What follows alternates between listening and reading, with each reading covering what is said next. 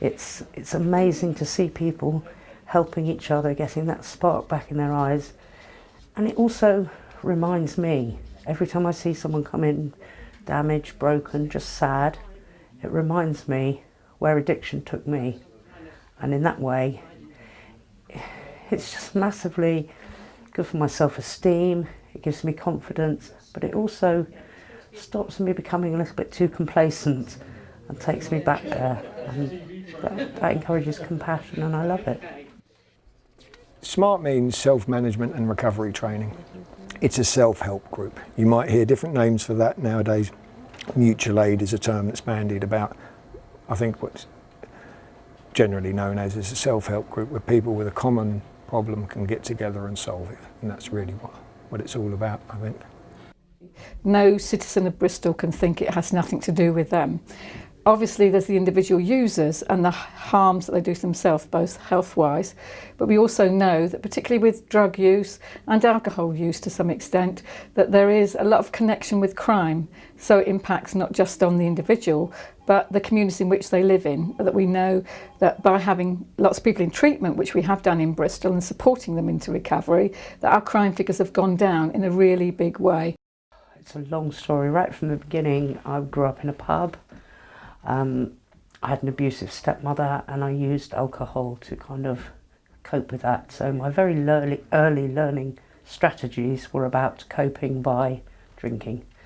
Then when I left home, I suppose I just continued that pattern. Anything that was difficult, I would blot out or change the way I felt with drugs or alcohol. And that went on for an awful lot of years. I've never met somebody who has a problem with drug or alcohol that doesn't want to change. So people want help, they want support. But I also think that they actually like to have support from people who have experience of this. And that's the real good thing about SMART and any mutual aid group, is actually it's about people who've been through the experiences and support people. And actually living in the here and now and looking at role models where you can see people who've made real changes, that's a real big thing. We all like things we can look up to and aspire to, and look, we all want better for ourselves and our families, and I think that's why SMART is working so well and growing. It's another way of giving support to people, but also where service users themselves can put back and support others. It still comes with that self-help element to it. However, there are a range of sort of tried and tested approaches in there, like cognitive behavioural therapy, motivational interviewing that it uses, and it's also I think people find it very practical as well. So it helps them address everyday situations, and it doesn't use labels, which some people find very unhelpful.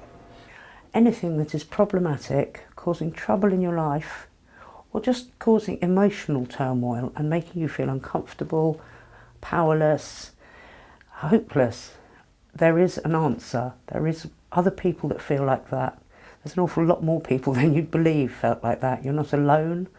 And coming to SMART meetings, actually, before anything else, they make you realise you're not alone. You're amongst people who understand. It doesn't have to be something shameful. It can be very enlightening, helpful, and give you hope.